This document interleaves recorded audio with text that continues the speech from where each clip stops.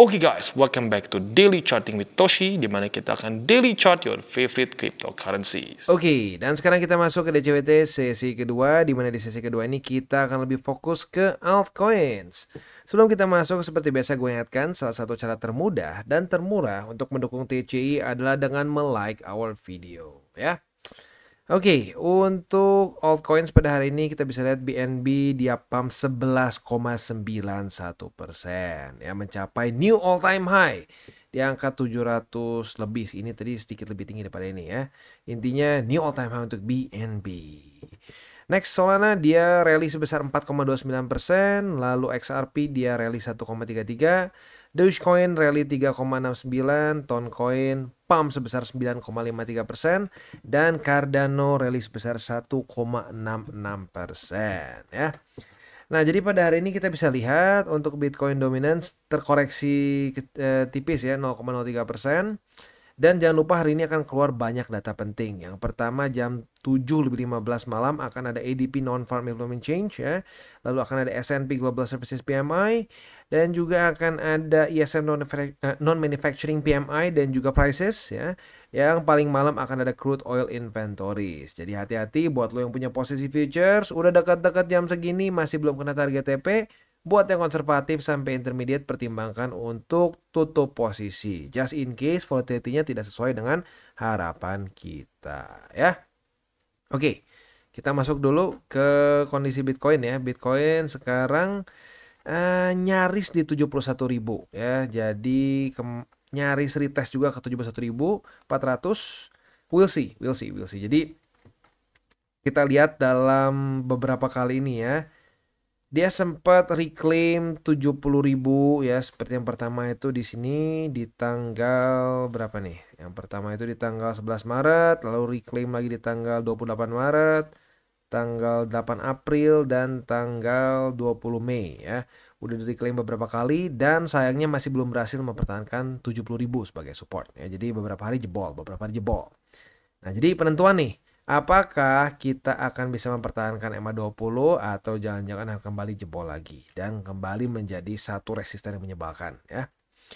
Nah, ini tentunya menurut gua secara TA ini kita masih cenderung lebih ke bullish, ya, karena berhasil memecahkan ini, ya, konsolidasi di sini. Konsolidasi yang cenderung bearish kemarin di sini membuat lower low, lower high, lower low, pecah dan dia berhasil membuat higher high lagi, ya. Berarti pola konsolidasi menuju ke bearish ini sepertinya invalidated begitu, ya. Itu secara TA-nya, ya. Tinggal kita lihat ya berhasil mantul di 70.000 dan membuat higher high lagi, atau jangan-jangan nasibnya sama seperti di sini, dan di sini, ya. Kita lihat aja faktanya seperti apa. Kita bukan dewa, kita nggak tahu ini bakal nahan jadi support atau tidak, begitu, ya. Oke. Selanjutnya untuk Ethereum sih dia lebih sideways, ya, masih stuck di daerah yang sama.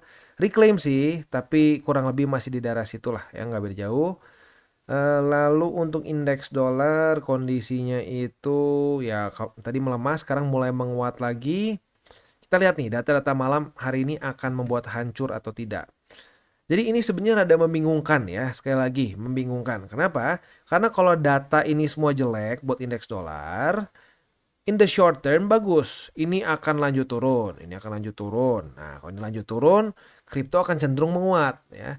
Tetapi kalau ini data jelek terus, bisa terjadi resesi, ya. Resesi yang seperti di 2019, ya, di sini nih. Jadi interest rate waktu itu diturunin secara tiba-tiba, ya, di bulan Juli karena ya kita kena resesi, lebih tepatnya resesi US, ya. Nah, ini tentunya membuat cryptocurrency berantakan, ya. BTC ngedam. Lu mau coba lihat Ethereum boleh, ya. Di Ethereum itu kita bisa cek di sini Ethereum di masa-masa itu, ya, di sini lebih dalam sedikit daripada BTC, ya. Jadi kalau BTC itu 70%-an, di Ethereum dia 75, ya, beda 5%, nggak terlalu ekstrim sih.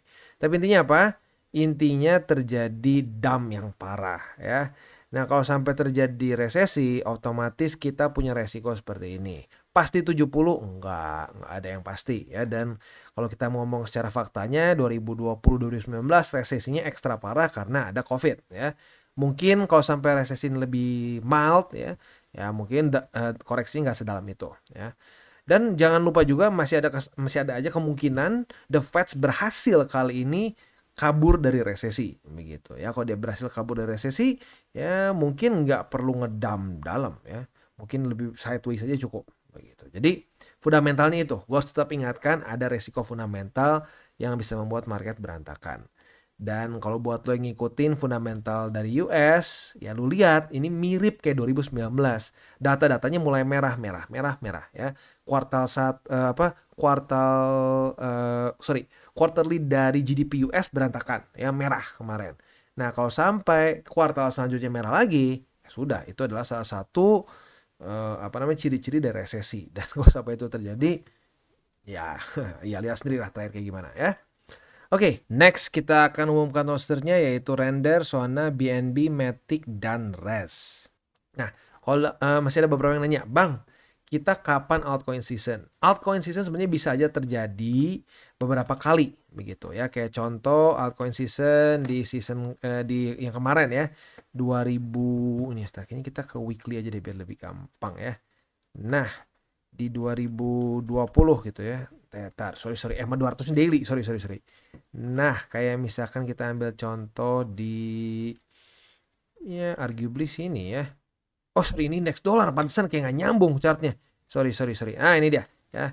Ini Bitcoin Dominance. Jadi altcoin season itu kalau gua sih gampangnya gini, kalau dia dibawa dari EMA 200 dan EMA 2050 menjadi resisten, itu gua kategorikan sebagai altcoin season.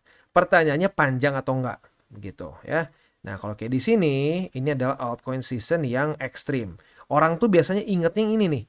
Orang ingetnya ini, lupa bahwa BTC itu bisa mengalahkan alts seperti di sini ya. Jadi orang suka lupa.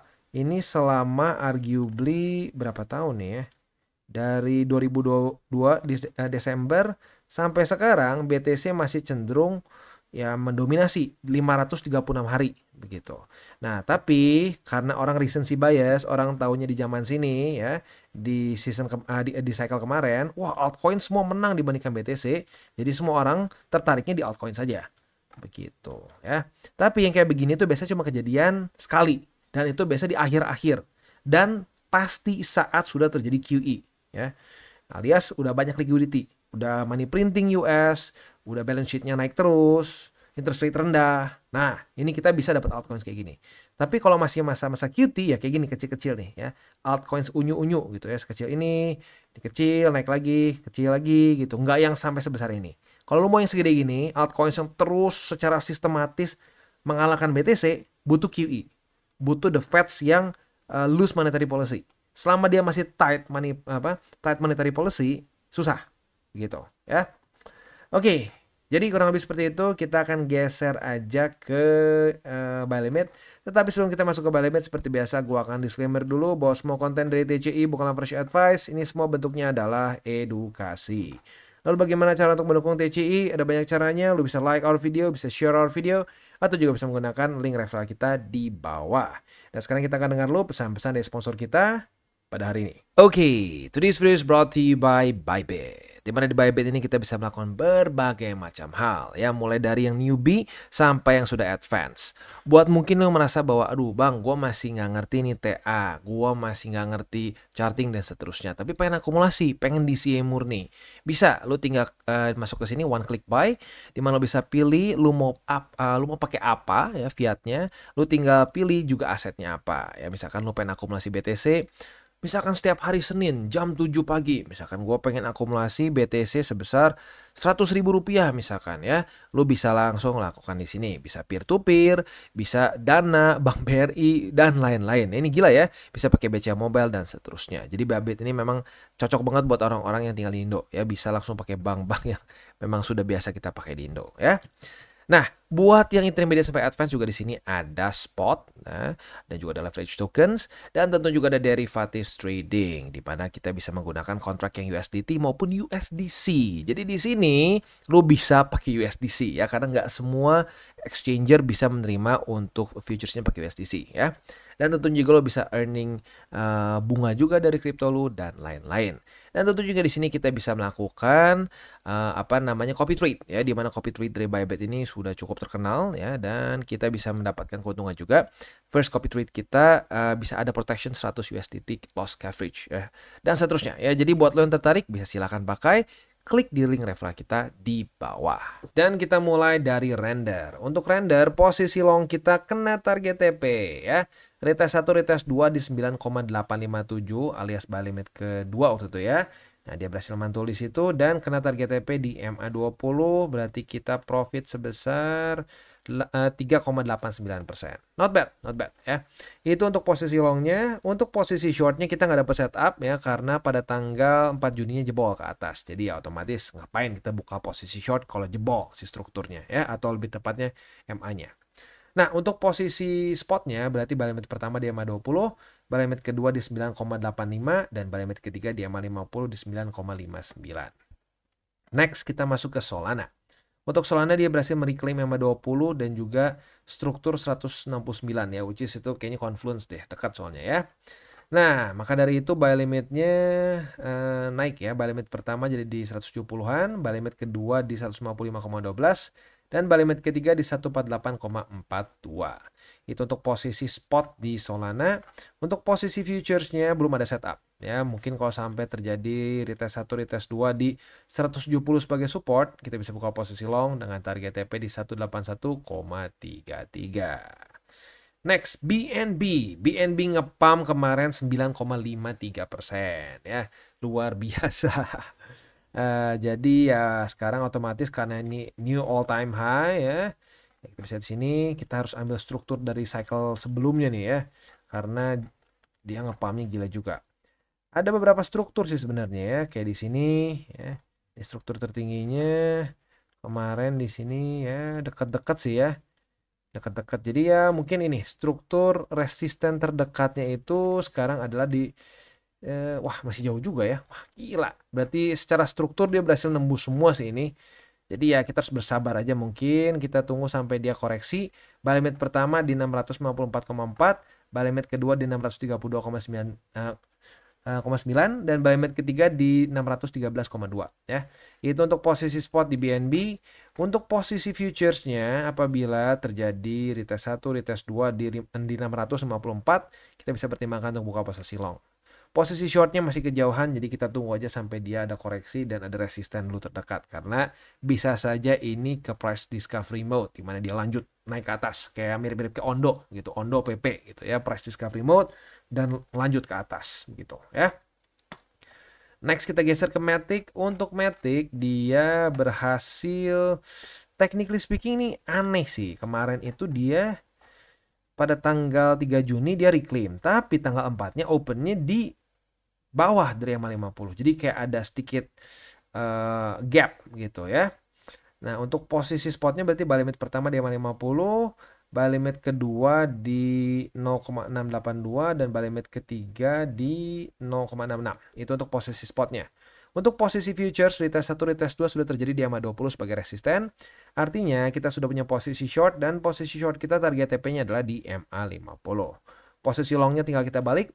Retest 1, retest 2 di MA50 sebagai support. Kita bisa buka posisi long dengan target TP di MA20. Next kita masuk ke RES. Untuk RES dia itu kemarin koreksi 3,68. Secara struktur ya masih oke lah sebenarnya ya.